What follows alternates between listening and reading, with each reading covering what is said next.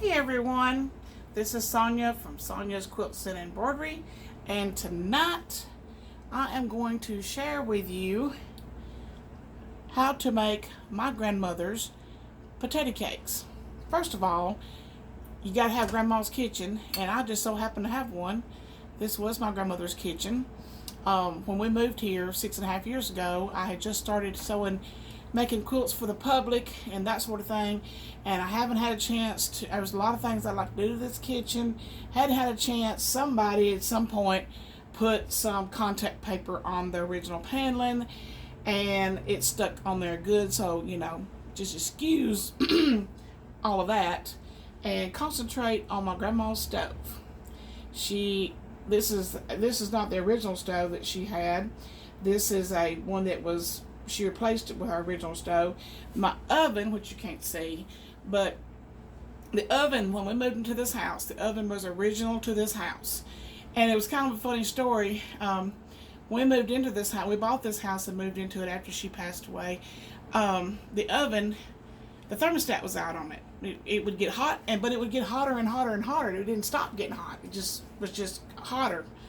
And I burnt many things, and it was very much an inconvenience at Thanksgiving and Christmas and that sort of thing. So last year for Christmas, my children custom ordered a Whirlpool. I had to look and see. Custom ordered me a Whirlpool oven for the hole that the old one came out of. My son had asked me before that, why don't you get a new thermostat? Well, the oven that was in here, the name brand was Martha Washington. It was put in this house in 1963. It was a very good oven. It lasted for a long time. But when I went to try to find a thermostat for it, I would call and they'd say, what name brand? I'd say Martha Washington, and they would think I was joking. But anyway, got a new stove, got a new oven. I made a new stove, but haven't got that yet. But this one's okay. We're going to be making Grandma's potato cakes. It is very much a comfort food for me. It can replace bread with your meal, and I wouldn't serve it with caviar. But if you're having pinto beans and that sort of thing, purple whole peas or meatloaf and green beans or whatever, it's a great accent, and it can substitute for bread. I saw a video here a while back, somebody making potato pancakes. This is not potato pancakes. And we'll start off with a bowl, and you need leftover cream potatoes. And I thought, when I cooked supper last night, that I had made enough of these potatoes to have some left over to do this tonight. But apparently, my husband really liked my cream potatoes last night because there's not much left. So we're going to empty out the leftover cream potatoes. Now all of this will be kind of proportionate to how many potatoes you have. I personally very rarely measure anything. I don't remember ever my grandmother measuring anything unless she was baking like a cake or something. But anyway, our leftover cream potatoes.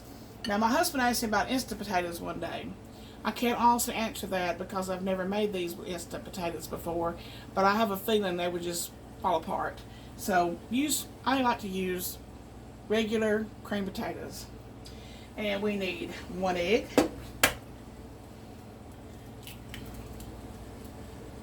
And we're going to put in, since I didn't have that many potatoes, I'm going to add about a fourth to a third of a cup of onion.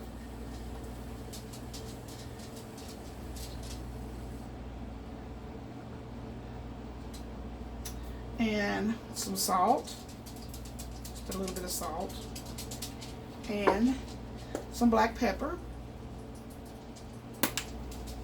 And let me rinse my hand off. I got salt on my fingers. And we're going to mix this up, and the egg is going to make these potatoes get really, really, really thin. And this is going to turn out to be more than I thought. I went down to Fort Benning, Georgia a few years ago, and my daughter had cooked supper for us when we got there. It was late when we got in, and my son-in-law was already in the bed. And so we ate, and next day I got up. I thought, I'm going to cook supper tonight. And we're going to put enough flour in here, enough self-rising flour to get a good consistency. We don't want to add much at a time because we do not want to get too thin. We thin it with an egg, we thicken it with a flour. Anyway, my son-in-law he's a sergeant in the Army Airborne. And we went down there and we ate supper. I was too tired really to eat, but hated not to since she had cooked supper for us. Next day I got up and I'm cooking supper tonight. So I took out the leftovers, and she had quite a few cream potatoes left over.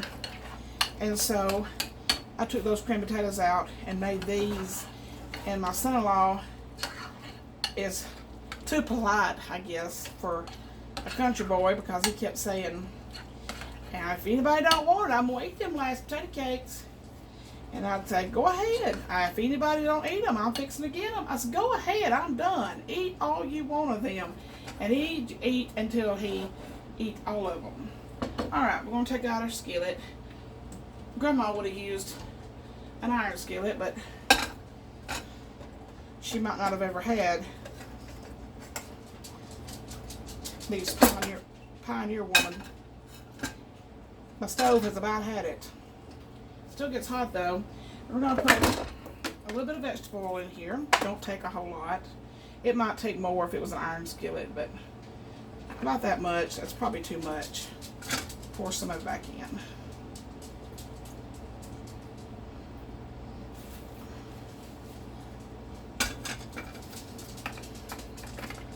As you can tell, my front eye is not level, and it's still not level. And it's smoking.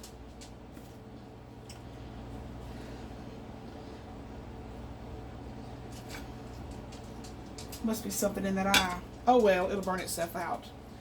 And when this gets to the right temperature, I've got some leftover okra in the oven that we had left over last night. And somebody turned me on to fresh fried okra. When it's not summertime and you can't get fresh okra, buy the frozen okra at Walmart, the unbreaded. Just the naked okra.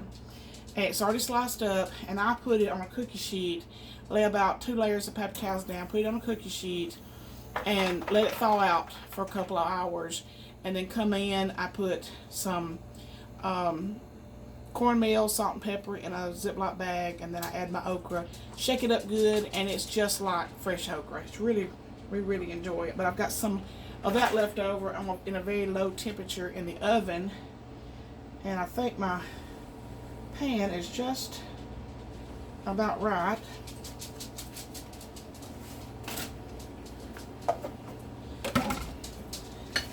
And we're going to take just a dollop, about a heaping tablespoon of this.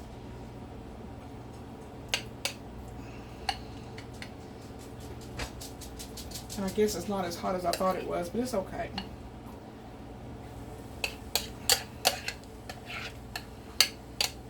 I was paying attention when Grandma was cooking these. Years ago, I saw a travel food show, and they were making something similar to this, but they didn't make them out of cream potatoes. They took raw potatoes and basically shredded them up and cooked them this way. But this is the way Grandma did it, so this is the right way.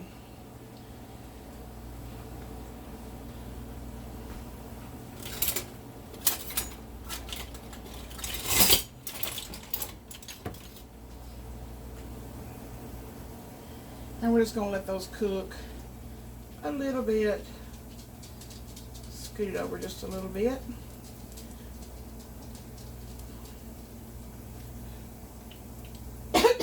Excuse me. I cannot tell you how much more energy I have in the last 2 days since the weather has cooled off. I mean, I was hurting. My joints was hurt. Everything I had hurt. And my head hurt. And I think, with as hot as it's been, I had a little bit of dehydration. And that'll make things hurt. They should be not done on the other side, but ready to turn.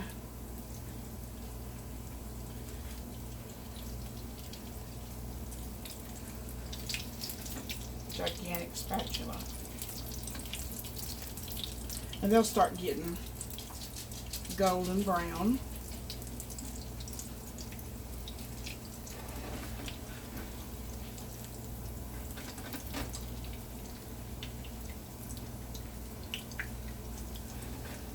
My husband told me last night, he said, people can accuse you of a lot of things, but not being a good cook is not one of them. He said, I'd rather eat your cooking than anybody else's I've ever eaten. He's a big fan of mine. He tells me all the time, I don't know why, when you make potato salad, why don't you just go ahead and make a 5-gallon bucket? Because he literally, I made potato salad the other night, and he was putting it in, the leftovers into a smaller bowl. And he said, you know what that is? And I said, what? He said, breakfast. I said, you're going to have potato salad for breakfast? He said, yep, I eat it anytime. He absolutely loves my potato salad. And it's so simple. I mean, I don't do anything at all fancy to it. But he is a big fan of my cooking. My mama gave me the best compliment of my life and didn't realize it when I was a young mother, and she'd come over and I would be cook a meal, and she'd say, Sonya, you just like your grandma. Looks like you hadn't got a thing in the house to eat, but when you get done, you got enough food to feed an army. And I said, well, I never really thought about it, but then after I aged, I realized that was a humongous compliment coming from my mother, because there's nobody that I would like to be more like than my grandmother. She said, you just start pulling some food from over here and some food from there, and open up the refrigerator and pull something out of there, and next thing you know, you got a humongous meal cooked. Grandma, I was paying attention. My grandmother was a very, very, very thrifty woman. She grew up during the Depression, and she was an extremely thrifty woman. Her grocery bill each month would be about, I guess, about $40, because she would drink a pot of coffee every morning. She drank any coffee the rest of the day, but she drank a whole pot of very strong black coffee every morning. She would have 2 of the Brown and Serve rolls with Bama preserves, had to be Bama peach preserves, and then at lunchtime she would cook a pan of cornbread, and then she would open up a can of whole kernel corn or something like that. She always had buttermilk with her lunch and supper meal. Always had buttermilk. I couldn't get it past my nose, but she was a big fan of buttermilk, and she would usually have that corn and a piece of cornbread and drink her buttermilk, and she might put an orange or a little cake or something on her tray, and she would go and sit down and watch the soap operas. And then at night, that's when she had pretty much quit sewing. My grandmother lived to be within a few days of being 92 years old, so she had quit sewing. Her eyesight had gotten really, really bad. She had immaculate degeneration of her eyes, and her eyesight had gotten really bad. But supper time, she would eat the other half of that can of corn and eat another piece of cornbread, have another glass of buttermilk, might have her a pickle or something like that. She liked pickles. Raw onions, she loved raw onions. Must have been really good for her, because she lived a very healthy life up until the time she turned 90 years old. She turned 90 years old, everything went wrong, and she deteriorated fast after that. But she was a simple woman. She was fun. I laughed at her so much. She was so funny. But anyway, we have 3 of these. I think this one, well, that was my paper towel I was putting in there to drain. I don't know why I watered it up. But we have one of them done, gold on each side, and the other one smells heavenly.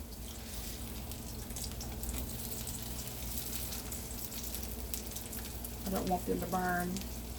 Cannot stand it for food to burn. I do not like food that is burnt. We got enough for one more.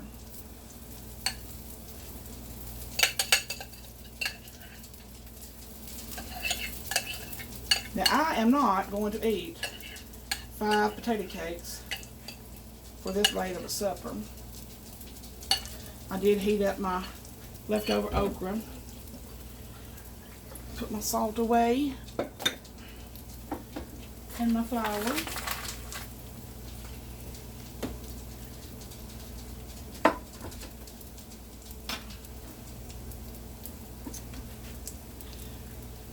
Get something to handle this pan. I just put this on like 200 degrees just to kind of knock the chill off of that okra that was left from last night. I tried eating it when it was cold and I didn't like that.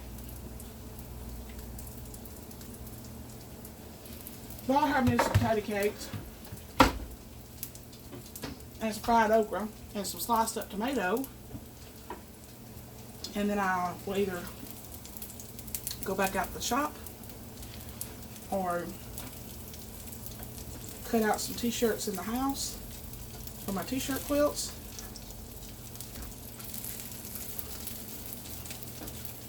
Now,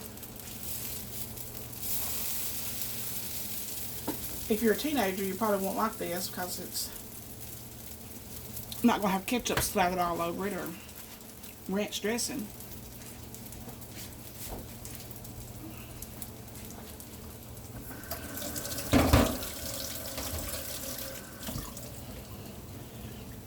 We have a guy down the road that sells fresh produce, and I picked up some of his tomatoes the other day. Nice and soft and juicy.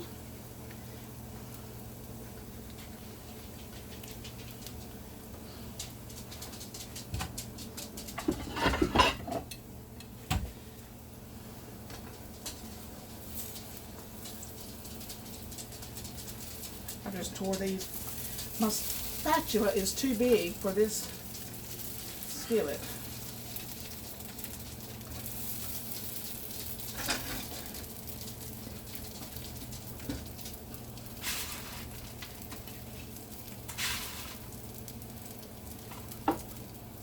Be nice to have some pinto beans done, but I don't have any of those done, and I wouldn't cook those just for myself, just me by myself.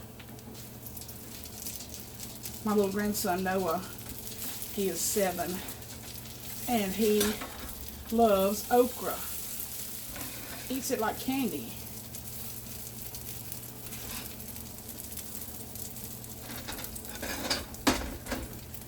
And there we have it. 2 potato cakes, leftover fried okra, and 2 slices of tomato. Time for me to eat. Thank y'all for watching. Bye-bye.